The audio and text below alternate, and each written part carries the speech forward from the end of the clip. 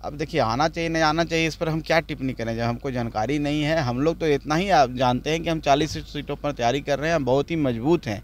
हमारा जो अभी का गठबंधन है वो सक्षम है 40 सीट जीतने में। प्रिंस मिश्रा है और आप एक न्यूज़ 24 देख रहे हैं। 29 दिसंबर को दिल्ली में जदयू का जो है राष्ट्रीय कार्यकारिणी की बैठक होने वाली, जिसमें कयास ये लगाया जा रहा है कि जदयू के वर्तमान में जो राष्ट्रीय अध्यक्ष हैं ललन सिंह, वो कल इस्तीफा दे सकते हैं मुख्यमंत्री के सामने। और साथ ही साथ आशा ये भी किया जा रहा है कि जिस तरीके से राजनीतिक माहौल है गर्म होती जा रही है, ललन सिंह आरजेडी का दामन थाम सकते हैं। साथ ही साथ ऐसा कयास भी लगाया जा रहा है कि जदयू जो है अब एनडीए का हिस्सा होने वाला है। इस सब पे इन सब चीज़ों को लेकर के डॉक्टर संतोष सुमन, हम पार्टी के जो राष्ट्रीय अध्यक्ष हैं, क्या कुछ कह रहे हैं, उनकी बातों को सुनिए। देखिए, ये तो हम मेरी जानकारी में नहीं है। पार्टी का अपना अंदरूनी मामला है। पार्टी की राष्ट्रीय कार्यकारिणी, राष्ट्रीय परिषद की बैठक हो रही है। उस बैठक में क्या निर्णय लिया जाएगा उसके जो माननीय सदस्य होते हैं वो बताएंगे।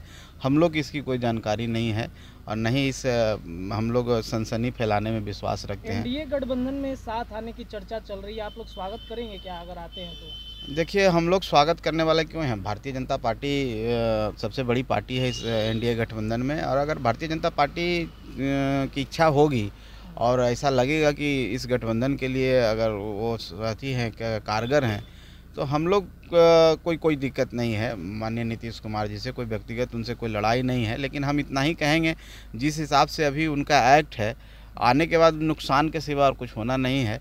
लेकिन क्या होगा नहीं होगा इसकी जानकारी हमको नहीं है, नहीं हम लोग इसमें पढ़ना चाहते हैं। पार्टी का अंदरूनी मामला है, वो आएंगे कि नहीं आएंगे और उस दल से लड़ेंगे, माननीय नीतीश कुमार जी को डिसाइड करना। सीटों के बंटवारे पर गठबंधन में भी देखिए, हम लोग 40 सीटों पर तैयारी कर रहे हैं और 40 सीट पर तैयारी सब मिल के कर रहे हैं। और हम लोग का लक्ष्य है कि 40 सीट कैसे बिहार से जीता जाए, क्योंकि हम लोग का टारगेट, जब हम लोग का परफॉर्मेंस 39 सीट है तो निश्चित तौर पर उससे बेहतर करना 40 ही सीट है। तो 100% कैसे जीत हो, कौन जगह पर कौन सा कैंडिडेट कारगर होगा, इसकी तैयारी हम लोग कर रहे हैं। और सही बात है कि जब सब चीज़ तैयारी हो जाएगी, हम लोग बैठेंगे तो कोई सीट बंटवारा का कहीं पर कोई पेच नहीं है। सब जो कैंडिडेट जिनके पास बेहतर होगा उस हिसाब से सीटों का बंटवारा हो जाएगा। अब बहुत देखिए, हम तो पहले ही कह चुके हैं कि भारतीय जनता पार्टी को निर्णय लेना है और माननीय नीतीश कुमार जी को निर्णय लेना है। इसमें हम लोग क्या कह सकते हैं? और अगर सब लोगों को, अगर वो चाहें, माननीय नीतीश कुमार जी, और अगर भारतीय जनता पार्टी चाहे, तो उसमें हम लोग को कोई गुरेज नहीं है। लेकिन हमको नहीं लगता है कि ऐसी कोई संभावना है और इस तरह के र्यूमर्स फैलाए जा रहे हैं और हम लोग की जानकारी में से कोई बात नहीं थी। इस पर ज़्यादा विशेष टिप्पणी हम नहीं कर सकते। आना चाहिए उनको। अब देखिए, आना चाहिए नहीं आना चाहिए इस पर हम क्या टिप्पणी करें जब हमको जानकारी नहीं है। हम लोग तो इतना ही आप जानते हैं कि हम 40 सीटों पर तैयारी कर रहे हैं, हम बहुत ही मजबूत हैं।